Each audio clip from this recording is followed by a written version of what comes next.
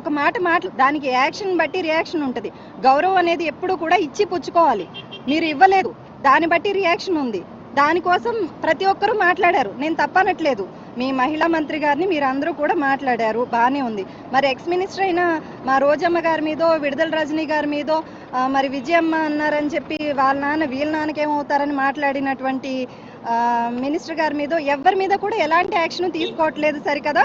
ఇవాళ ఆయన తీసుకొచ్చి అమర్నాథ్ గారి మీద కేసులు బనాయిస్తూ ఉన్నారు. అంతెందుకు, ఇప్పుడు జెడ్పీ చైర్మన్గా నేనున్నాను. అనుచితమైన వ్యాఖ్యలు అంటే ఏంటండి? మేకప్ అంటే అనుచితమైన వ్యాఖ్య. మరి నన్ను నడి రోడ్డు మీద ఈ రకంగా చేశారు, కారు పగలగొట్టి చాలా చండాలమైన బూతులు మాట్లాడారు. కనీసం ఈ రాష్ట్రంలో హోమ్ మినిస్టర్ అనే ఆవిడ ఉంటే గనక ఖచ్చితంగా సుమోటోగా యాక్షన్ తీసుకోమని నేను గగ్గోలు పెట్టి ఏడ్చాను. నా తోటి ఉన్నటువంటి మహిళలు అందరూ కూడా ప్రతి ఒక్కరూ మీడియా ముందుకు వచ్చి మాట్లాడారు. ఆ రోజు ఏమైపోయింది? మహిళా కమిషన్ గోళ్ళు గిల్లుకుంటూ ఇంట్లో కూర్చున్నారా?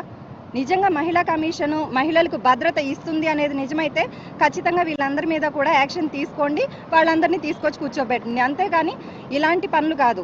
ఎప్పుడు కూడా డైవర్షన్ పాలిటిక్స్ చేయడమే మీరు పనిగా పెట్టుకున్నారు. కానీ మనం పరిపాలనలో కొత్త పుంతలు తొక్కించేలాగా రాష్ట్రాన్ని ఎలా అభివృద్ధి చేద్దామనేది అయితే నాకైతే ఏం కనపడట్లేదు. అలాగే ఈ రాష్ట్రంలో ప్రజలందరికీ కూడా అర్థమైంది మీ పాలన ఎటుపోతా ఉంది.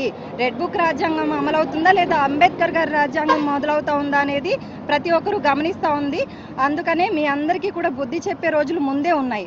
కాబట్టి మీరందరూ కూడా నిజంగా చిత్తశుద్ధి ఉన్నవారే అయితే లోకేష్ గారి ఆధ్వర్యంలో డైరెక్షన్లో నడుస్తున్న వీరందరూ కూడా ఎలాగైతే ఈ మాట్లాడిన వీడియో చూసాం కదా మనం సాక్ష్యాధారాలతో, అలాంటి వాళ్ళందరినీ కూడా తీసుకొచ్చి నిలబెట్టండి. అందరం కూడా ఒప్పుకుంటాము, మహిళా కమిషన్ బాగా పనిచేస్తుంది, హోమ్ మినిస్టర్ గారు ఇంకా బాగా పనిచేస్తున్నారు, 30 years ఇండస్ట్రీ అని చెప్పుకునే చంద్రబాబు నాయుడు గారు, వారి తనయుడు లోకేష్ గారు కూడా చాలా బాగా పనిచేస్తున్నారని మేమందరం కూడా ఒప్పుకుంటాము.